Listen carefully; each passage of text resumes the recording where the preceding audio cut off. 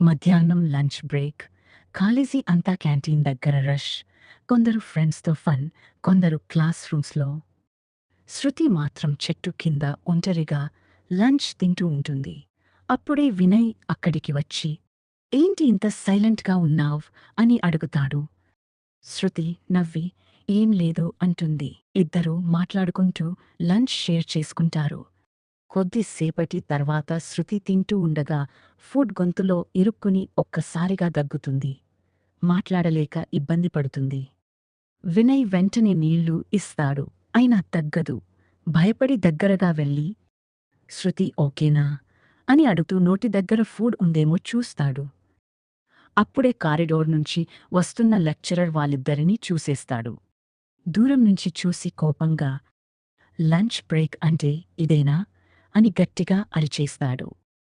అక్కడున్న students video తీసి, "మధ్యాహ్నం సీక్రెట్ లవ్ సీన్" అంటూ కాలేజీ అంతా స్ప్రెడ్ చేస్తారు. మరుసటి రోజు నిజం తెలిసి లెక్చరర్ అందరి ముందు చెప్తాడు. లెక్చరర్ అరిచిన వెంటనే అక్కడున్న వాళ్ళు అంతా శృతి, వినయ్ వైపు చూస్తారు. శృతి ఎంబార్స్మెంట్‌తో అక్కడి నుంచి వెళ్ళిపోతుంది. వినయ్ ఎక్స్‌ప్లెయిన్ చేయడానికి ట్రై చేసినా లెక్చరర్ వినడు. ఆ రోజు మధ్యాహ్నం నుంచి కాలేజీ అంతా ఒకటే మాట. లంచ్ టైంలో ఇద్దరూ చెట్టు కింద ఏం చేస్తున్నారో చూసావా? కొంతమంది స్టూడెంట్స్ ఎక్స్ట్రా మసాలా యాడ్ చేసి స్టోరీస్ క్రియేట్ చేస్తారు. వాట్సాప్ స్టేటస్లు, మీమ్స్ కూడా మొదలవుతాయి. శృతి చాలా బాధపడుతుంది. ఇంటికి వెళ్ళాక ఫోన్ కూడా స్విచ్ ఆఫ్ చేస్తుంది. మరుసటి రోజు కాలేజీకి కూడా రాదు. వినయ్‌కి గిల్ట్ ఫీల్ అవుతుంది. "నేను హెల్ప్ చేయకపోయినా ఇలా అయ్యేది కాదు" అని బాధపడుతుంటాడు. మూడో రోజు శృతి కాలేజీకి వస్తుంది. కానీ అందరూ చూసి విస్పర్స్ చేయడం మొదలుపెడతారు. అప్పుడే అన్‌ఎక్స్‌పెక్టెడ్ ట్విస్ట్. లంచ్ బ్రేక్‌లో అక్కడే ఉన్న క్యాంటీన్ ఆంటీ స్టాఫ్ రూమ్‌కి వెళ్ళి లెక్చరర్‌కి చెప్తుంది, "సార్ మీరు అనుకున్నట్టు ఏమీ లేదు. అమ్మాయికి ఫుడ్ గొంతులో ఇరుక్కుంది. అబ్బాయి హెల్ప్ చేశాడు." లెక్చరర్ ఒక్కసారిగా సైలెంట్ అయిపోతాడు. అదే రోజు అసెంబ్లీలో మైక్ తీసుకుని చెప్తాడు, "నిజం తెలియకుండా ఎవరిపైనా మాటలు పెట్టొద్దు. ఒక సీన్ చూసి క్యారెక్టర్ డిసైడ్ చేయడం చాలా తప్పు." అందరి ముందు శృతి వినయ్‌కి సారీ చెప్తాడు. రోజు తర్వాత కాలేజీలో గాసిప్ కొంచెం తగ్గినా కొందరు మాత్రం ఇంకా శృతి, వినయ్ గురించి మాట్లాడుతూనే ఉంటారు. ఒక రోజు మధ్యాహ్నం లంచ్ బ్రేక్ టైంలో శృతి లైబ్రరీ వెనకాల బెంచ్ మీద ఒంటరిగా కూర్చొని ఉంటుంది. వినయ్ వెళ్ళి, "ఇంకా నాపై కోపమేనా?" అని అడుగుతాడు. శృతి కొంచెం సైలెంట్‌గా, "నువ్వు తప్పు చేయలేదు. కానీ అందరి ముందు జరిగినది చాలా హర్ట్ అయ్యింది" అంటుంది.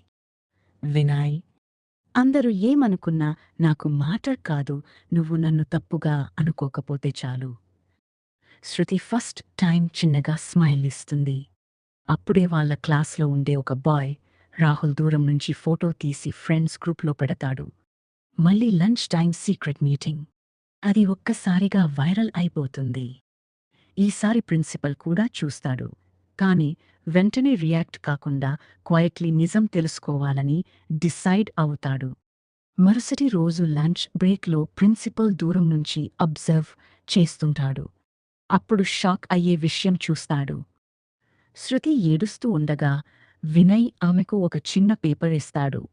ఆ పేపర్‌లో ఇలా ఉంటుంది, "అందరూ అగెస్ట్ ఉన్నా నేను ఫ్రెండ్‌గా నీ పక్కనే ఉంటా." ప్రిన్సిపల్ అది చూసి సైలెంట్ అయిపోతాడు. అప్పుడే వెనక నుంచి రాహుల్ వచ్చి, "సార్, వీళ్ళిద్దరి అఫైర్ కన్ఫర్మ్ సార్" అంటాడు. ప్రిన్సిపల్ కోపంగా తిరిగి, "నీ పని చదువా? లేక స్టోరీస్ క్రియేట్ చేయడమా?" అంతే Rahul shock. 5:08 June 6, 2026 OHAR IKR ISHNA02 big twist. Principal రాహుల్‌ని మందలించిన తర్వాత స్టోరీ కామ్ అయిందనుకుంటారు. కానీ అసలు ట్విస్ట్ అప్పుడే మొదలవుతుంది. ఒకరోజు మధ్యాహ్నం లంచ్ బ్రేక్ టైంలో శృతి ఒక్కసారిగా కాలేజీకి రావడం ఆపేస్తుంది. ఫోన్ కూడా ఆఫ్. వినయ్ టెన్షన్ పడిపోతాడు. మూడో రోజు ఒక అన్నోన్ నంబర్ నుంచి మెసేజ్ వస్తుంది. శృతి గురించి నిజం తెలుసుకోవాలంటే ఓల్డ్